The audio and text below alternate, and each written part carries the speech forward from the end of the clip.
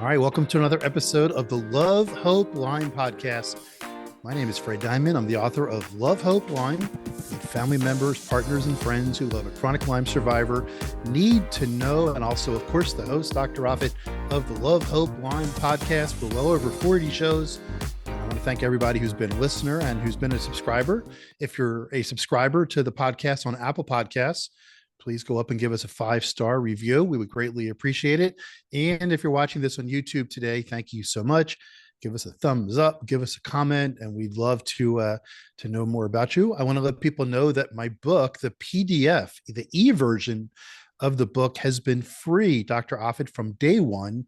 We've given out close to 2,000 copies online. Of course, it's available on Amazon. And if you'd like a signed copy, just reach out to me via Facebook or LinkedIn. We'd be happy to do that. Dr. Offutt, a number of people have bought a dozen or so copies of the book and have given them to friends and family as gifts to help them understand ways that they could best support their loved one with chronic or persistent Lyme. All right, I'm excited today. I'm talking to Dr. Amy Offutt. She's the president of ILADS, and I first saw her present at the Pennsylvania Lyme Support Network, and she did a great job at their annual conference. And I'm thrilled, Dr. Offutt. Before I started doing all the research a couple of years ago in the summer of 2021, I knew there was no such thing, or I didn't know there was such a thing as ILADS.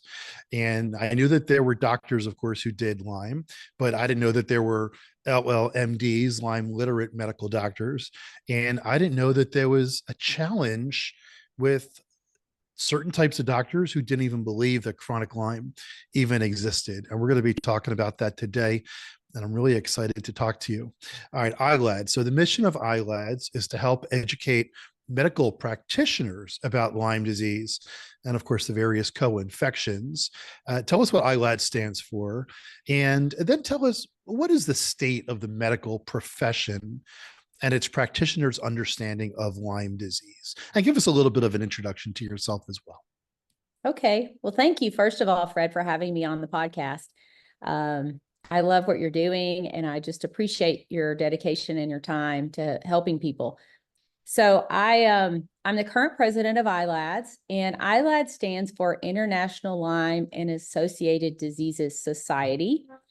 We also have a ILADEF, which, just for clarification, it's our International Lyme and Associated Diseases Educational Foundation. And both of these organizations were interlaced. A lot of us know each other very well on both boards. Both organizations are nonprofit and dedicated to basically the same mission, but for kind of different reasons. The Educational Foundation is more of the fundraising side, and ILADS is more of the educational construct for providing education for doctors and other clinicians who want to learn more about treating patients with these chronic lung-suffering diseases. And I think your other question was sort of about the state of medicine, or the state of kind of like, what is the state situation? What is the state of the medical profession as it relates to Lyme disease and co-infections? So it's such a big question. I'll try to answer it somewhat simply. So, you used the word LLMD before, and I heard that word about 10 or 11 years ago, Lyme literate medical doctor, and I was intrigued by it because I think doctors, we all think we're very literate in everything. And we, of course, are literate in the most foundational way, but we're not all informed. And so I would say a lot of the medical community in the United States is not well informed about what could be considered in a thorough differential diagnosis when assessing a long-suffering patient. And that comes from some of our training, some of what's emphasized and what's not emphasized. I think enough doctors are out there. If you look around at the numbers and the interest level, it's gone up substantially since I became aware that chronic Lyme disease exists. A lot of it through patient advocacy organizations and patients, but patients really drive shifts slowly in healthcare.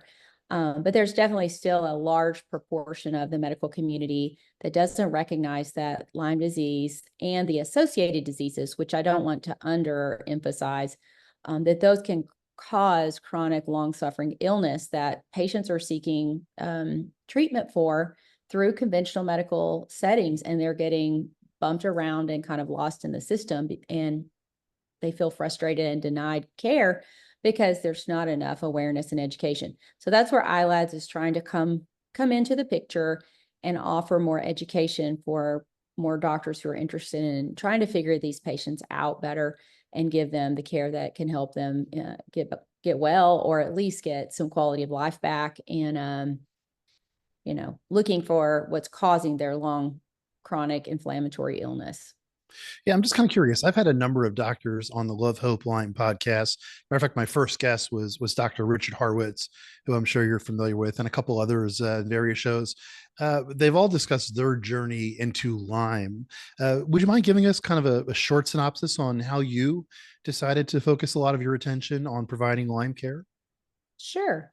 So I've been out of my residency for almost 25 years. And I worked in a rural family medicine setting where I did hospital work, some ER care. I delivered babies. I went to the nursing home, kind of the cradle to grave type medicine. And I loved it. But about 5 years in, I felt that I was missing some key education with regard to certain patients. There were just these certain patients that I could not figure out how to help them feel better.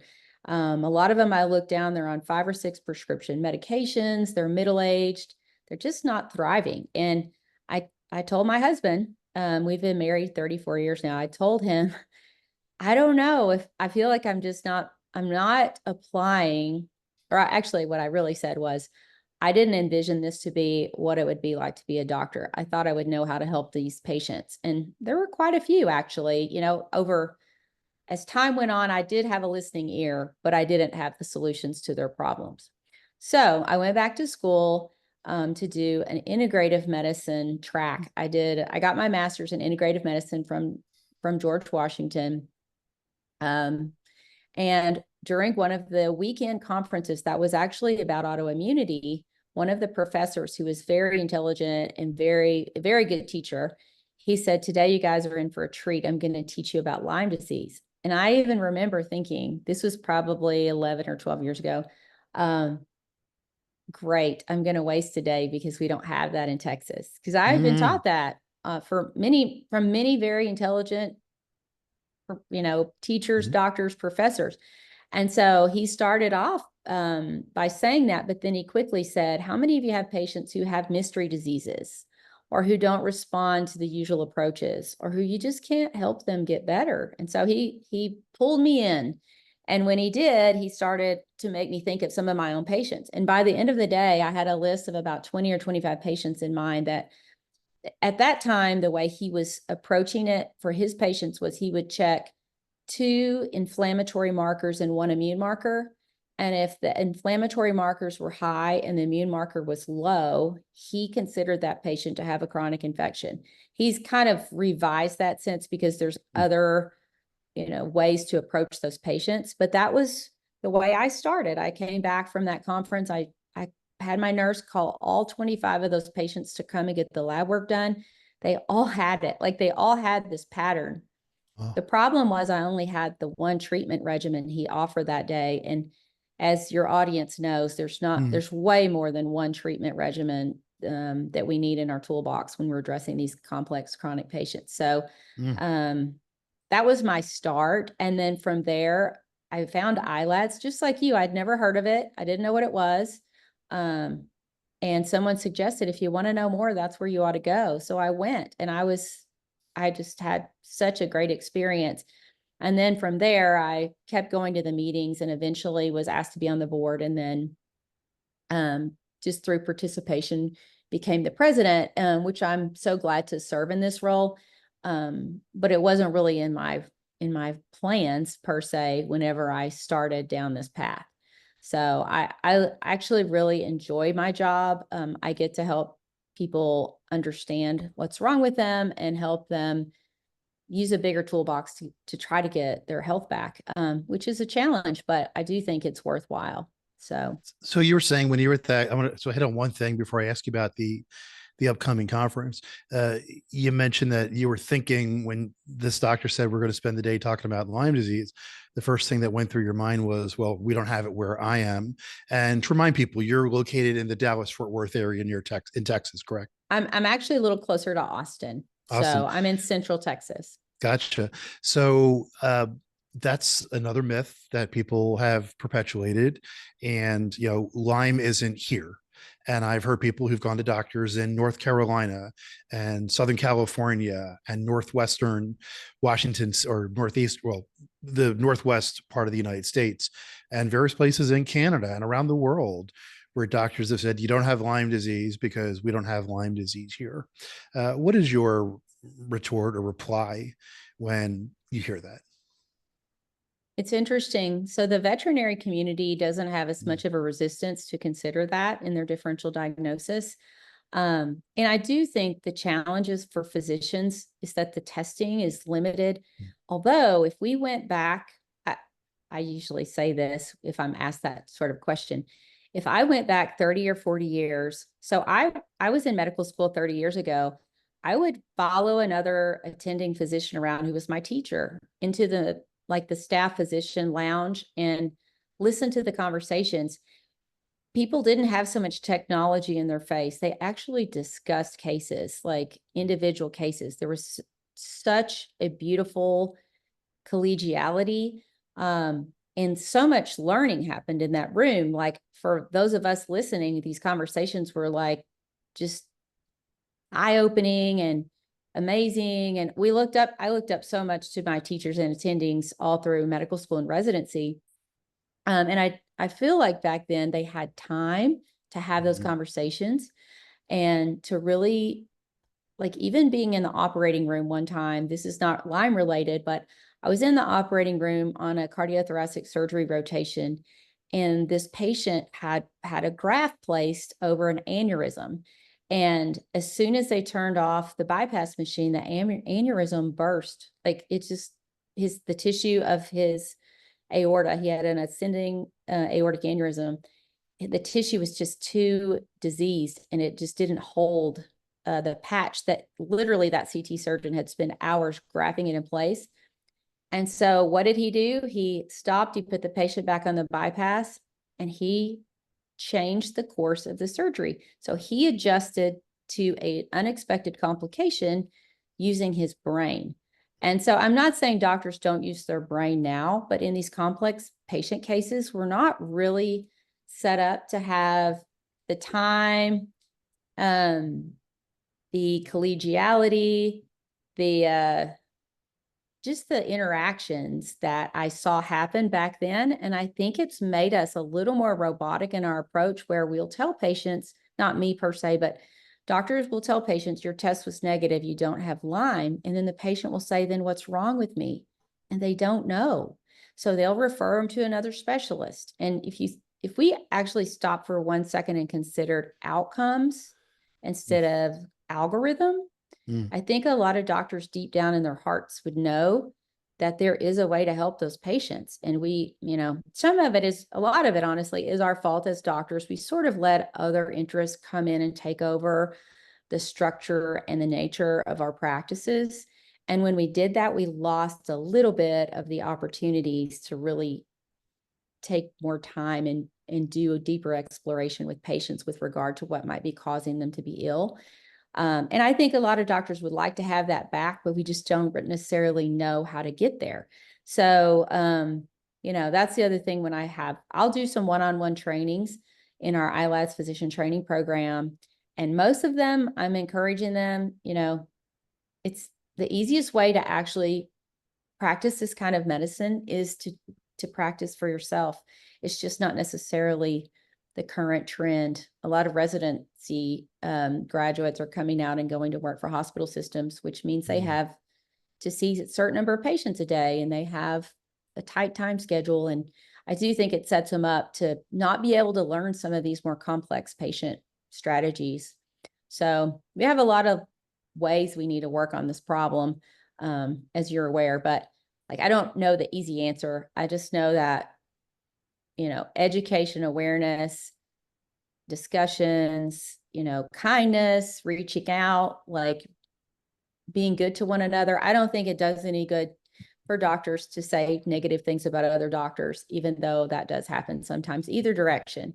So I got off track of your original question, but you kind of touched on something that's near and dear to me with doctors in general. Well, speaking of that, the ILADS 25th Annual Scientific Conference will be taking place in early November. What are the exact dates of the conference? It's the 7th through the 10th.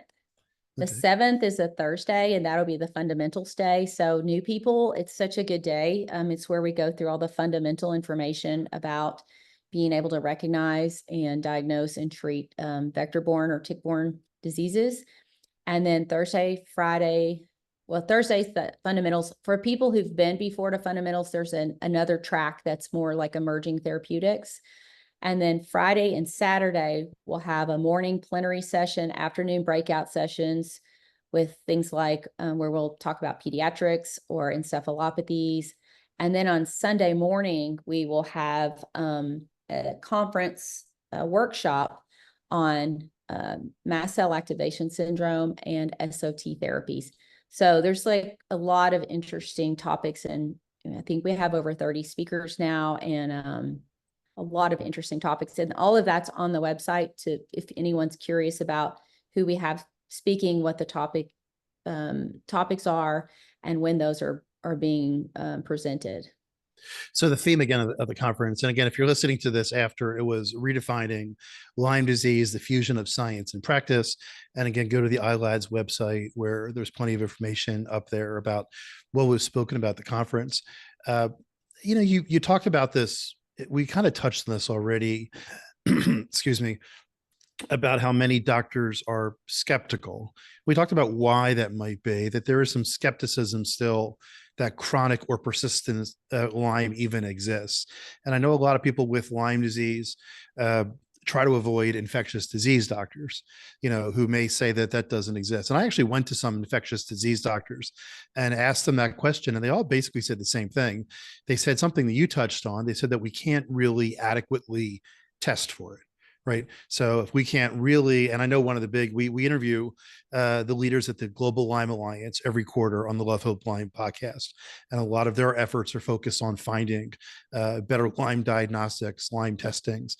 Do you think we're going to are we getting closer on that? Or are we getting closer with giving doctors the tools that they may need to find answers quicker so that this controversy may eventually, hopefully go away?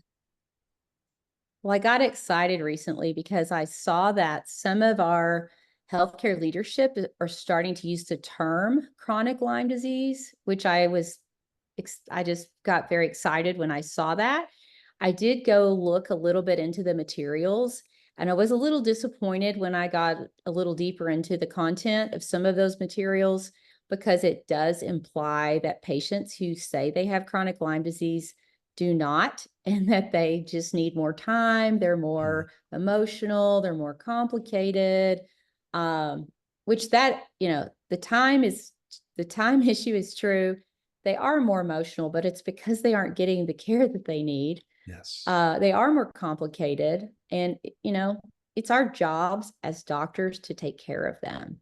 And so even if you go back to very basic medical training, we should be paying the most attention to our history, our clinical exam, and our encounter with the patient, using our brain to decide what's wrong and what's causing their issues.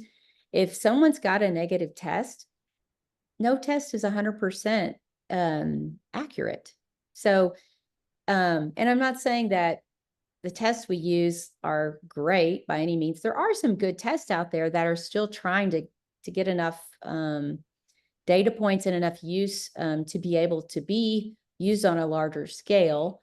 But it's really, I hear this from patients a lot, at least, that it's very quickly dismissed in a lot of practices. Oh, that test or that lab is not a good lab because they don't have FDA approval.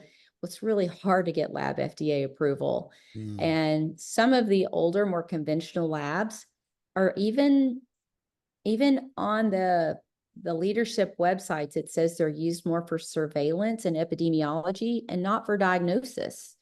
So we should be diagnosing our patients using clinical suspicion, a very deep historical data gathering perspective. Like if we just ask patients, where have you been? What happened? How did it happen?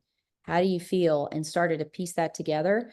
I'm not saying that that's all I need to be able to diagnose a patient, but it builds the foundation for interpreting testing, for knowing sometimes tests are going to be false negative, or false positive. We should all be skeptical of all the testing we use, but listen to our patients. So, which again is a little challenging if we don't have a lot of time to spend with them. So, I do think we're getting closer. To circle back to your question, I do think we're getting closer. I think a lot of it is being pushed forward by people like you who are caring about other people who are suffering and trying to figure out ways to spread awareness. There are doctors out there researching this all the time, and even ILADS is looking. We're trying to put together a data research program that we internally call the Big Data Project. We had a lead donor give us a gift to get that started. It just costs a lot.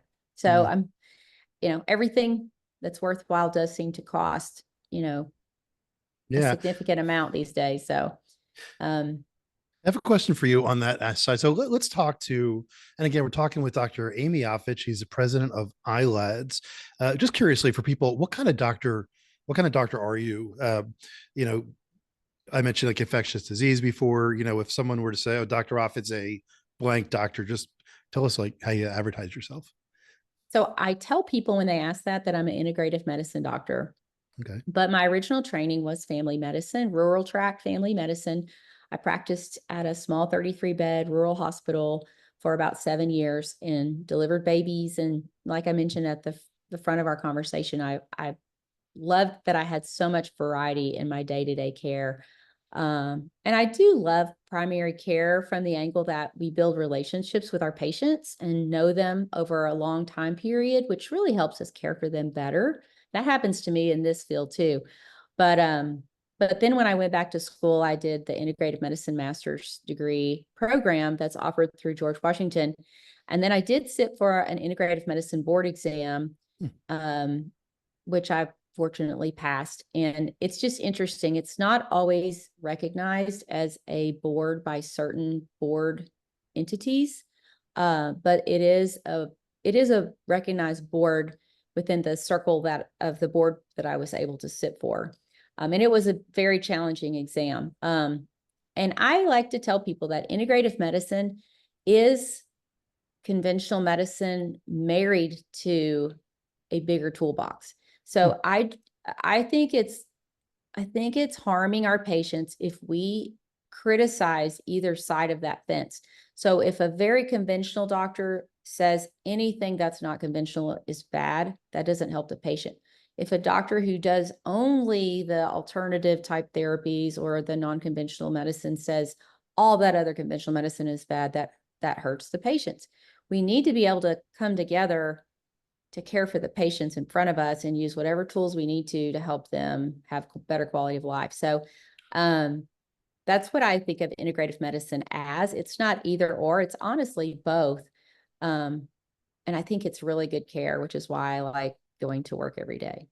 Good. I want to ask you 1 or 2 more questions about you as a doctor and your advice for people who have a long history of chronic Lyme and are struggling with care. You mentioned something before where if a doctor couldn't figure out, they would then refer them to another specialist and another specialist. And I've spoken to patients, a client, I don't use the word patients, but chronic Lyme survivors who've been to 10, 15, 20 different doctors. And then Dr. Offutt, what usually happens is, is a doctor will say, well, we've tested and we tried everything, so it must be in your head, right? So we've heard that on the podcast, and I've spoken to thousands of Lyme survivors since I published the book, Love, Hope, Lyme. So, what is your advice that you'd like to give patients who have a long history of chronic Lyme and are struggling with care? And how would you suggest that they find the best care for themselves? I think that's such a good question. And I know one thing that's certain, there are not enough doctors who know how to treat these patients. We don't have enough. So there's a shortage. But what I like to tell people, because we get these phone calls at our office, I don't have a license outside of Texas, so I can't treat Mm, people who don't live in Texas. But I tell them to find a doctor who has a caring heart and a caring personality. And I don't mean that all doctors don't, but let's just be realistic. Certain doctors are burned out, they're overstressed, overtaxed, overworked, and they don't have the capacity to sit with a patient who has a complex chronic background history and to sort it out using things they don't even know about. mm, So that's not the target doctor. The target doctor is the doctor who smiles at you and sits with you when you walk in the room, that actually has a good listening ear, that seems to care about you. If you find that doctor, like, I want that doctor to call me. Like, I don't have time to talk to all the patients, but I will make time to talk to a doctor who's newly interested, who has a caring disposition and wants to learn more. I will take some time or find some time to reach out to them and just tell them a little bit about ILADS and what I learned and how things went for me. And obviously, this is not something someone can learn in one day. Um, it takes it takes practice and thought, and I call it trial and observe. We have to try things in different patients and observe for progress and outcomes. And it's not that we're experimenting on our patients. We do the same thing with blood pressure medicine. We try medication and watch what their blood pressure does. And if it works, we keep it. If it doesn't, we move on to something else. Or like in integrative medicine, we look to see what might have caused it and is that reversible. So I think this is the path forward. If we can get a little bit of more momentum going. And I think there are enough other doctors in the ILADS community that would be happy to talk to doctors interested. Um, it just, it's just got to be kind of one person at a time, which is not fast enough for most patients who want to get in quick and they want to get well quickly. And even those of us who have been doing this a while, it takes a while for us to figure out the best approach for each patient. And we're constantly trying to learn more and trying to understand better what will help a patient regain their health and strength. So that's what I would say. If you are sick and you've been sick a long time and you haven't found a doctor that listens and can help, find another doctor. And if you can find one that has a caring personality and caring disposition and seems to give you a listening ear, that might be the right one. And then kindly not, I do think patients get angry. Um, and I've never found that to be a good strategy for getting a doctor to listen. mm. Um, and I get it. Like, I understand why someone would be upset and frustrated. They've spent a lot of time and money and effort trying to find some good care, and they haven't gotten it. But the way to get a doctor who's new to this, especially, to listen, is really with a plead for help, not a I'm angry and you better figure this out. Yeah. So that would be my advice. And I know that's not immediately helpful, but that's how we're going to change this over the long haul. So So once again, we talked today with Dr. Amy Offutt, president of ILADS. Dr. Offutt, thank you so much for your first of all, for your service to the Lyme community. Like I told you, when I first started this journey, I knew one person with Lyme. I don't have Lyme disease, so I didn't know that there were struggles with Lyme survivors getting medical care. And there were, sometimes, like you kind of alluded to at the end, contentious relationships with doctors. And as you also, as people who are listening to this know, it's a complicated disease. There are the co-infections which further complicate the comorbidities, if you will. So it just isn't something that's very, very simple and easy to do. And I just want to acknowledge you from where you started, per your story, to becoming the president of ILADS and giving back to the community, which is then giving such tremendous value to millions of Lyme survivors around the globe. I didn't know that there were people in Australia and all through Europe and in various places, of course, all through the United States and Canada, who are struggling with tick-borne disease. And now there's alpha-gal syndrome, and new things are continuing to emerge that people are struggling with. So thank you for devoting, a large portion of your career to to helping people with a very, very complicated, and you mentioned before, mysterious disease. Like I like to say, every orthopedic surgeon on the planet, if you break your ankle, is going to put you get some x-rays, put you in a cast, put you on your butt and watch TV for a couple of weeks. With Lyme, everyone needs to be treated individually for the most part once it becomes chronic and persistent. Any final thoughts? Anything that you want to share that we didn't discuss on the show that you definitely want to get out there? Well, I always like to wrap things up in some way to be encouraging. Mm. As I'll have, after November, one more year as president of ILADS. And what I hope to do, with a lot of help from the ILADS community and the awesome ILADS staff that we have, and volunteers, and we've started collaborating a little bit more with patient organizations, advocacy groups, because we can see that there's more potential for that. We are not technically a patient advocacy group in the sort of conventional sense, meaning we're really oriented to stay in our lane of educating medical professionals. We have researchers, pharmacists, doctors, advanced practice nurses, PAs, naturopathic physicians. We have a huge variety of different kinds of people that come together for our meetings and listen to our webinars and become members of ILADS.